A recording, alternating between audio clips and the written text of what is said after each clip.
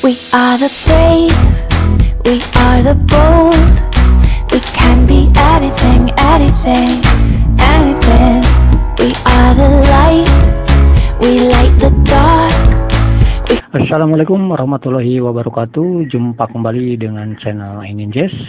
Seperti biasa, Ininjaz bagi-bagi informasi seputar pengetahuan dari apa yang kami ketahui atau berbagi pengalaman dari apa yang kami alami.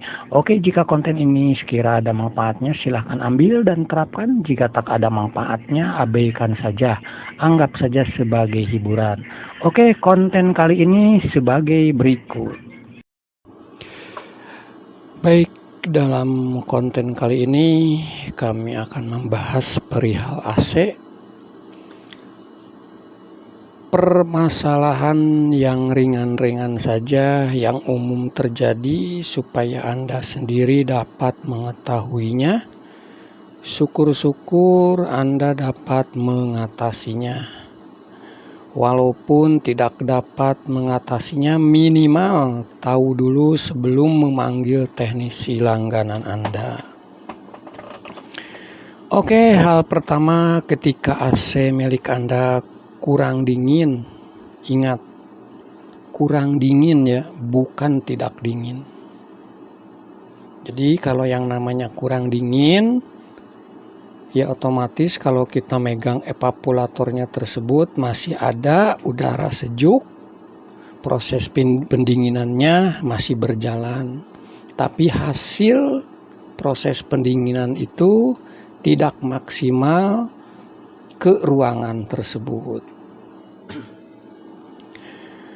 Berkurangnya proses pendinginan AC terhadap ruangan tersebut ada dua faktor penyebab yang umum dialami oleh pengguna AC.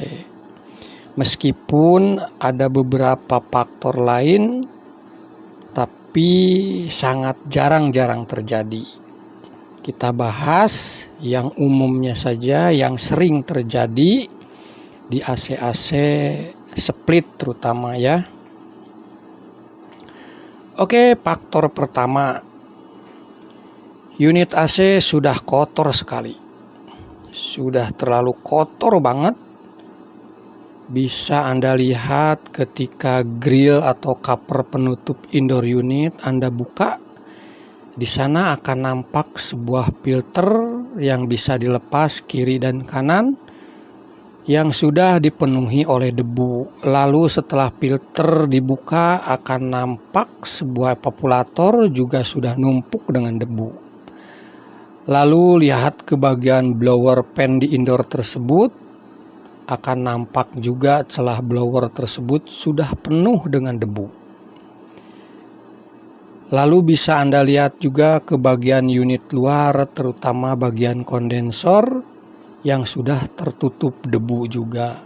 Seperti gambar-gambar berikut ini, faktor itulah yang menyebabkan AC Anda menjadi kurang dingin, bahkan bisa menimbulkan terjadinya penumpukan bunga es.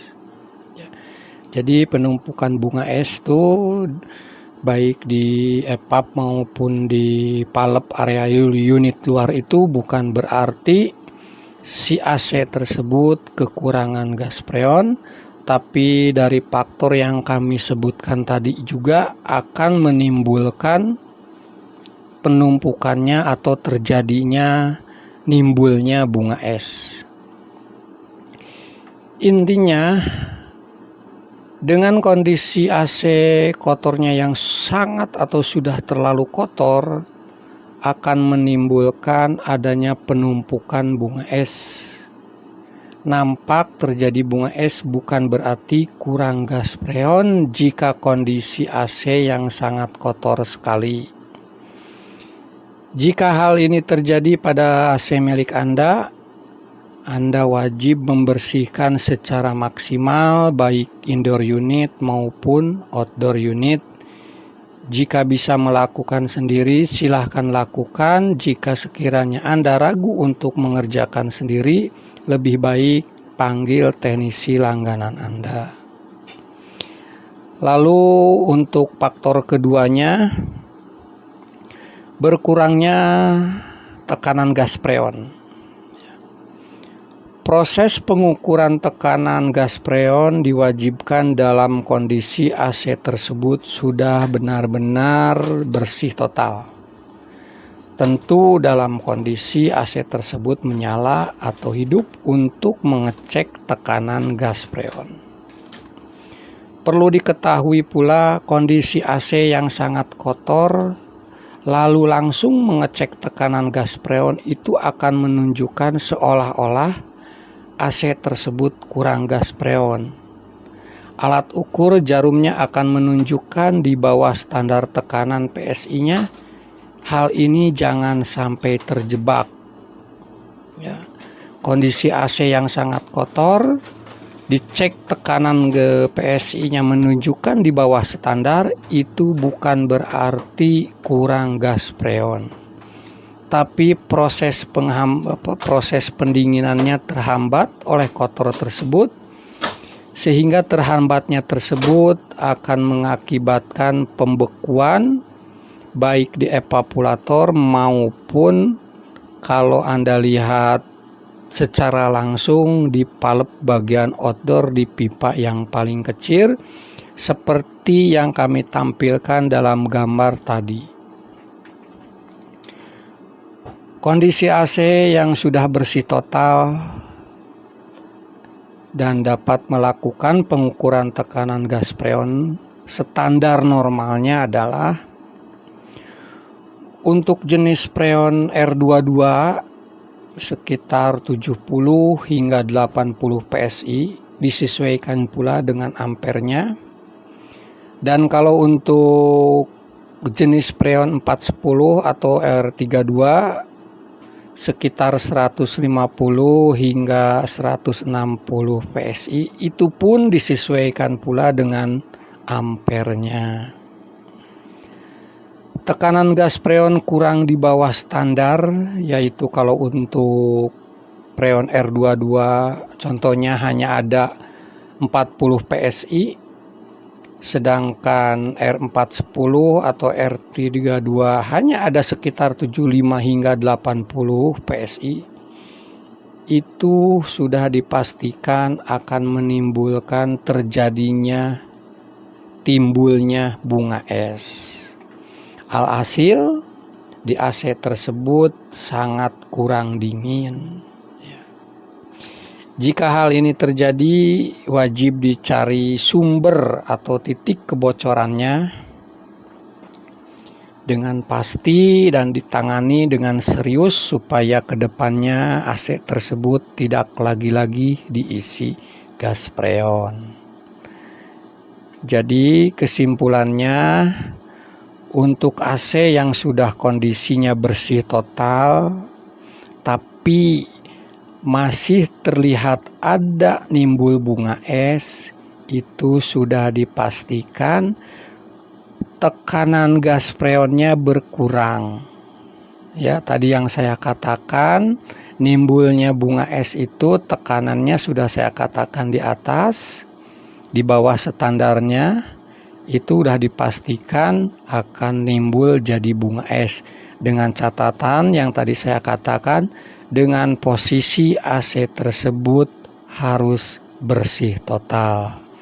Tetapi kalau seandainya AC tersebut posisi kotornya sudah kelewatan, nimbul bunga es itu bukan berarti dan belum tentu gas freonnya berkurang. Bisa Anda coba setelah dibersihin, dibersihin total, lalu cek tekanan freonnya, saya jamin akan normal kembali. Ya, karena yang tadi saya katakan, kalau posisi kotor Anda cek tekanan freon sudah pasti di bawah standar, sehingga akan menimbulkan bunga es. Setelah Anda bersihkan, lalu cek tekanan freon, saya jamin tekanan freon akan kembali normal. Tetapi kalau kondisi AC tersebut sudah bersih total, cek gas freon di bawah standar dan nimbul bunga es, itu sudah dipastikan gas freon tersebut berkurang. Untuk memastikan berkurangnya gas freon tersebut sudah dipastikan ada kebocoran.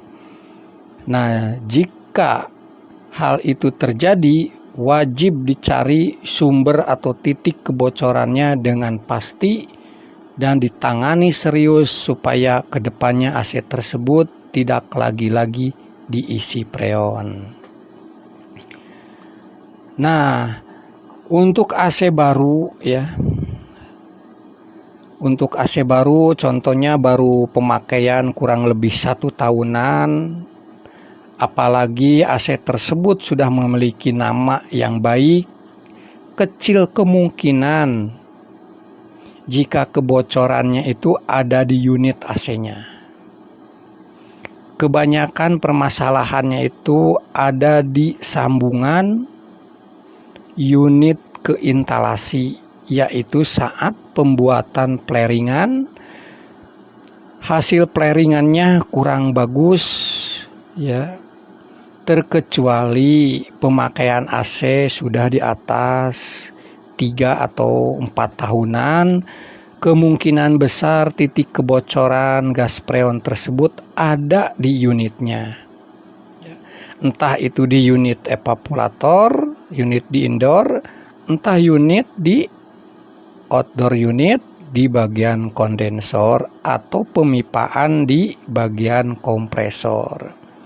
Tetapi itu semua untuk memastikan titik kebocoran gas freon tersebut wajib diperiksa secara detail, baik di indoor unit di area evaporator, baik di sambungan instalasi di area flaringannya, baik di outdoor unit di area kondensor, serta pemipaan di unit kompresor.